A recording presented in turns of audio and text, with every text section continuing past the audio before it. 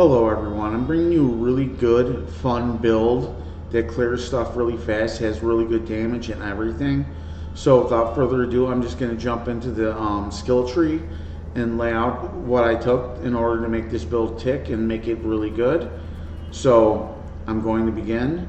I took Hemorrhage, then I took Acolyte's Hemorrhage, then I took Blood Surge, and then I took Paranormal Blood Surge, then I took Unliving Energy, Imperfectly Balanced, then it was down to Blood Mist and Ghastly Blood Mist, then I took Grim Harvest and Fueled by Death, then it was Death's Embrace, and then I took Corpse Tendrils, and I took Plague Corpse Tendrils, Gruesome Mending, Coalescad Blood, Tides of Blood.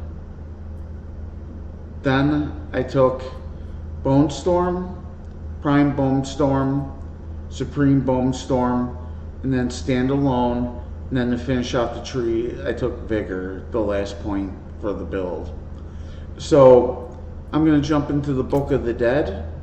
I took Skirmishes and Sacrificed for more crit chance. The Skeleton Mages, I took Shadow and I sacrificed for more essence. The Golems, I took Bone for more attack speed. I'm going to jump into the Paragon tree and I'm going to tell you how I went about picking up every node, the key nodes and the glyphs in order. So my first stop was Prime, then I went and I took Knowledge, I took the Glyph Imbiber, then I took Preservation, and then I took Resilience. After Resilience, I took Ruin, then I took Scent to Death, then I took Deathbringer, then I went up and I took Deathmark, and then I took the Glyph Dominate, then I took Preservation, then I took Shadow Resilience and Corrective. Then this branch right here is Scent to Death, by the way. Then I picked up a new Paragon board, and this Paragon board is the Bone Graft, which is very unusual, but it works out really nicely. I took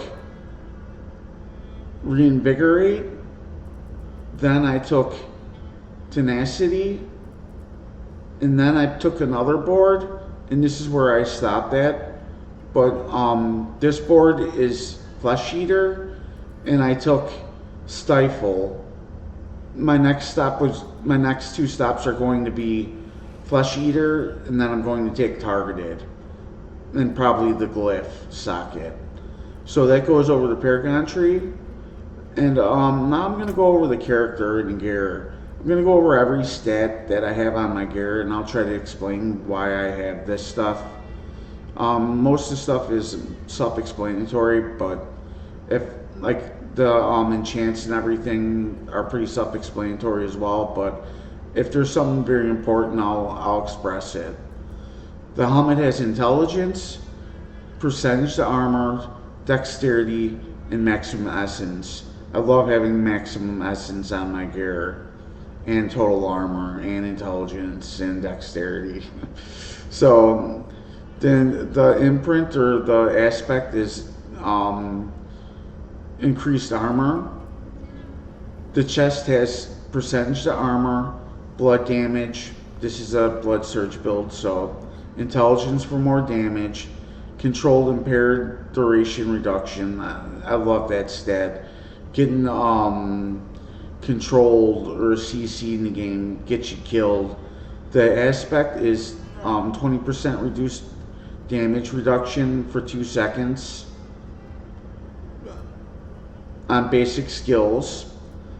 The gloves have crit, +3 to blood surge, attack speed, and damage injured enemies, Injured enemies are, I believe, 75% below health, and the aspect is Blood Surge, and it echoes after you use it for 70% less damage. I like having this imprint or this aspect because it's free damage. The leggings have damage reduction while injured, damage reduction, dexterity, and percentage of total armor, and it has the barrier for 10 seconds and can happen every 30 seconds when you fight an elite. The boots have plus the corpse tendrils, +4, intelligence, willpower, essence cost reduction, self-explanatory. And I like using Blood Mist, uses corpse explosion when you use Blood Mist. And the reason I use that aspect